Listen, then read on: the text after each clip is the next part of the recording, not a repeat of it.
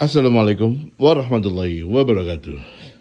Sebenarnya ini pengen video dari tadi, tapi karena tadi itu lumayan riweh, jadi ya nggak jadi.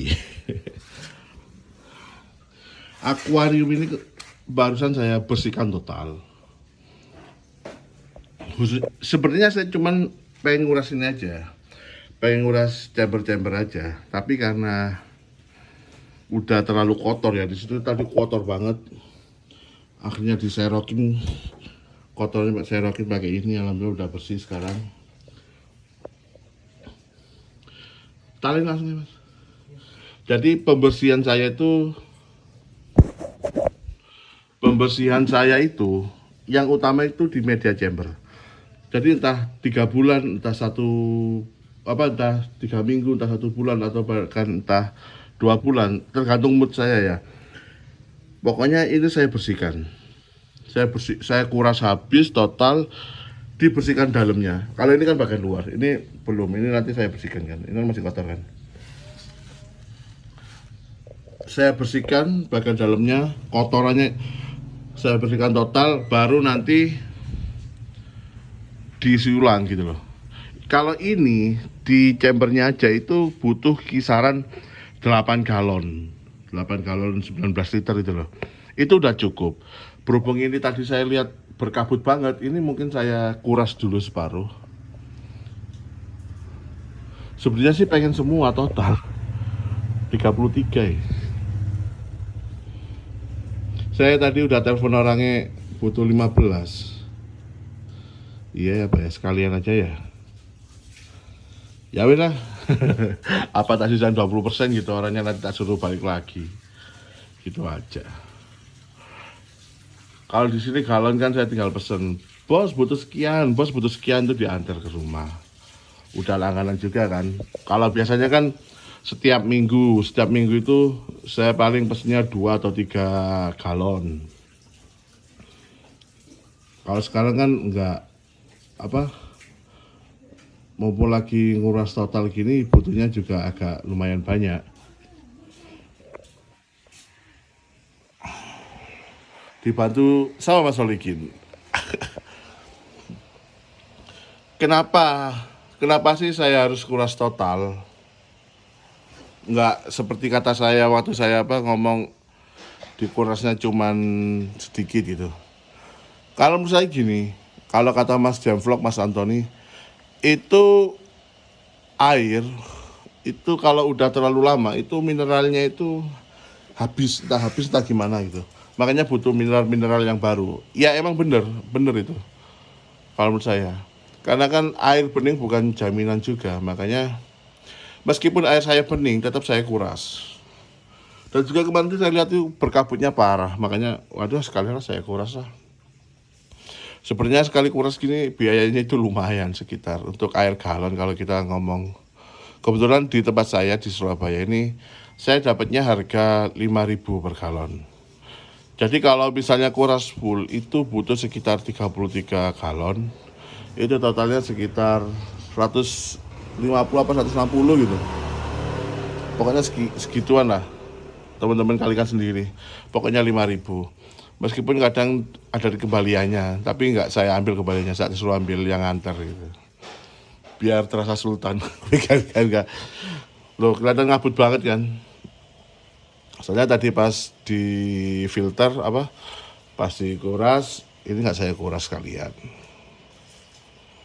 Wah, kalau ini sih kurang 15 galon ini. Yakin kurang saya ini. Kurang ini kalau 15 galon. Ini aja 8. Ini kalau separuh berarti sekitar kurang lu Mas ya. Telepon mana? Lah telepon mana sekalian 30.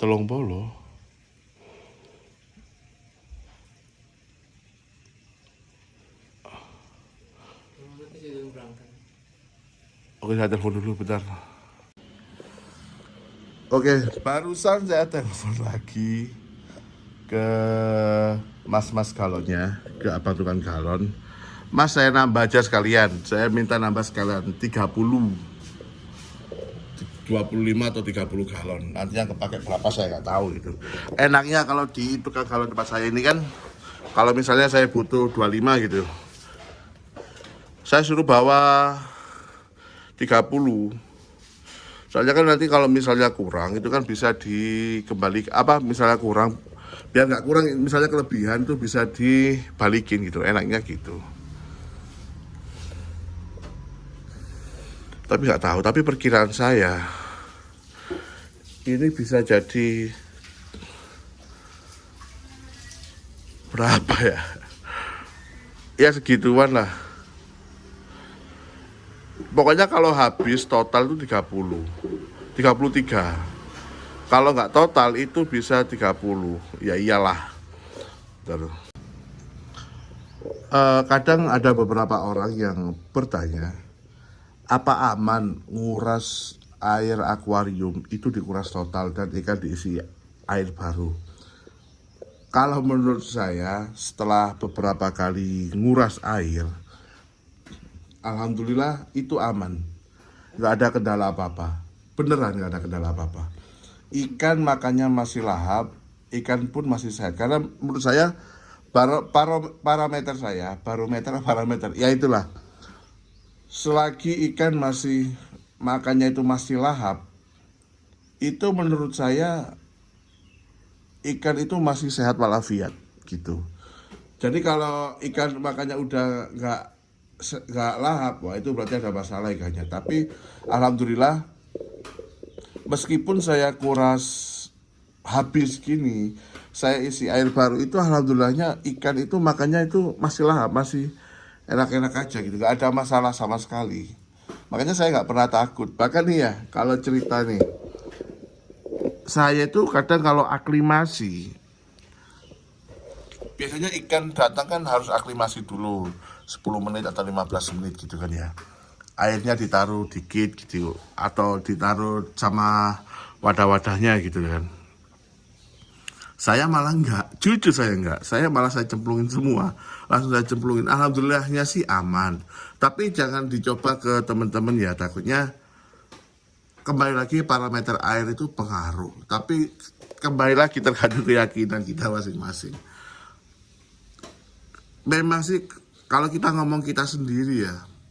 Kita sendiri kalau misalnya dari suhu panas langsung ke suhu dingin kan kadang kita sendiri kan sakit, nggak enak badan, apalagi kalau fisik kita itu lemah gitu, itu nggak boleh.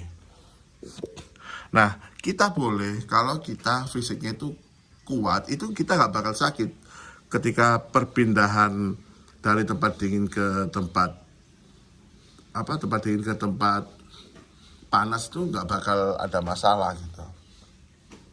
Tapi kalau fisik kita nggak kuat, makan kita kurang, dan pikiran kita anggaplah stres, itu kita bakal ngedrop. Makanya untuk teman-teman, nah itu bisa juga terjadi pada ikan. Kalau ikan lagi stres, itu bisa jadi ngedrop loh kalau kita tiba-tiba dikuras total. Makanya jangan sekali-kali mencoba, apalagi kalau ikannya teman-teman itu harganya mahal-mahal. Ini bukan karena ikan saya harganya murah-murah, cuma 100-200, bukan.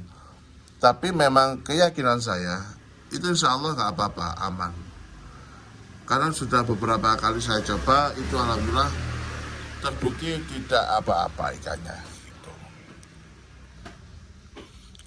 Khawatirnya kalau dicoba ke tempat teman-teman, akuarium teman-teman, nanti malah ada apa-apa sama ikannya kan, ya masa mau nyalahin saya kan di sini. Intinya trik saya ini, cara saya ini, kalau menurut teman-teman bagus silahkan ditiru, kalau menurut teman-teman kurang bagus jangan sekali-kali ditiru, karena ini kan kembali lagi akuarium kita berbeda, air kita berbeda, dan kembali lagi hasrat kita hati kita itu juga berbeda, keyakinan kita berbeda, meskipun sama-sama muslim mungkin, tapi cara keyakinan itu kita itu berbeda-beda. Saya meyakini hal itu. Nah, itu sangat berpengaruh sekali ke ikan-ikan yang kita rawat. Percaya nggak percaya, sugesti kita itu akan masuk ke ikan. Misalnya nih ya, kita percaya nih, ikan saya ini meskipun digigit gak bakal mati. Itu gak bakal mati, tapi kalau kita sayang, kita rawat, wah kalau digigit mati, dikit mati, itu bakal mati beneran. Maka dari itu jangan sekali-kali coba-coba buat teman-teman. Ini biarlah untuk ikan saya sendiri. BK.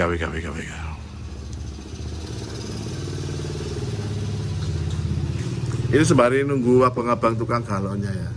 Ikannya udah megap-megap. Nah, menurut Mas Giovanni Suhendi, asik, itu guru via YouTube saya. Kalau mati lampu, itu tanpa gelembung pun bisa hidup. Ikan tuh nggak apa-apa, yang penting ada pergerakan. Makanya kalau misalnya terjadi mati lampu dalam jangka waktu yang lumayan lama, diopok-opok aja airnya. Biar sirkulasi di dalam air itu cepat berubah gitu. Makanya meskipun pas mati lampu saya itu nggak pernah takut, tapi saya standby di depan akuarium buat ngobok-ngobok. Ini nanti sekalian saya videoin pas abang-abang galonnya datang ya. Segini mungkin cukup ini. Ini kalau nggak salah sudah 4 atau 5 galon ini. Tinggal dikira-kira nanti sekalian 30 galon saya masukin semua. Biar sekalian isi airnya itu total gitu. Kan jarang-jarang juga. Tadi lihatnya cuman media filter. Taunya malah bablasan. Nah, intinya udah pokok begini aja itu udah aman. Ikan itu sirkulasinya udah ada sirkulasi air lah dari O2 ke CO2. Mungkin gitu, mungkin. Saya ini cuma sok-sokan aja. Saya nggak tahu. Sip, cukup.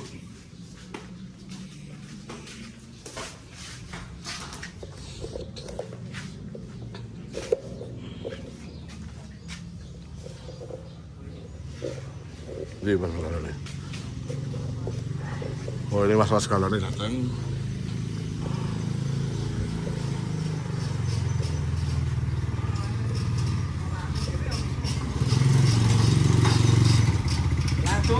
Langsung. Kopi lah bos. Oh, oke. Bentar.